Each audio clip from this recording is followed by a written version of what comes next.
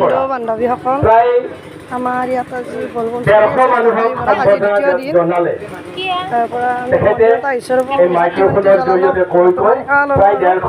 চাকি জ্বলাই সম্বৰ্ধনা জনালে, কিন্তু তেখেতক আমি সম্বৰ্ধনা জনাবলৈ সময় পোৱা নাই।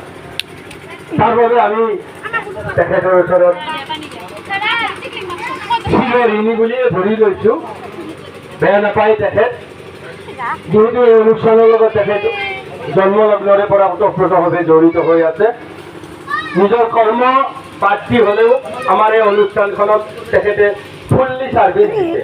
সেইগৰাকী মহান ব্যক্তি হ'ল আমাৰ পশ্চিম বিচেন্দালা নিবাসী আটাইৰে শ্ৰদ্ধাৰ মৰমৰ শ্ৰীযুত তপন হালৈদেৱ।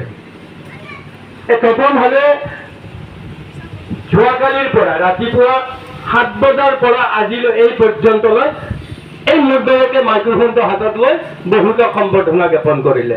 গতিকে তেখেতকো আমি আমাৰ সমিতি তৰফৰ পৰা এখন ফুলন গামোচাৰে সম্বৰ্ধনা নহয় মৰম যাচিম।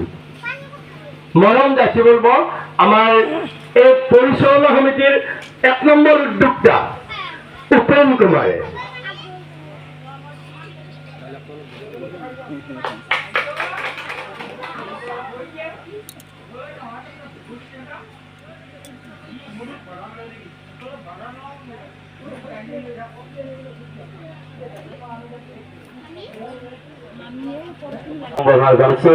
মই নতশিৰে গ্ৰহণ কৰিছো।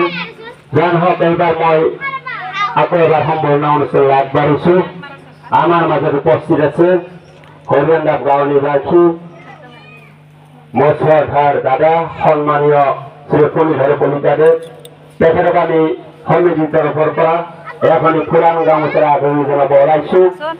আদৰণি জনাব উদযাপন সমিতিৰ সক্ৰিয়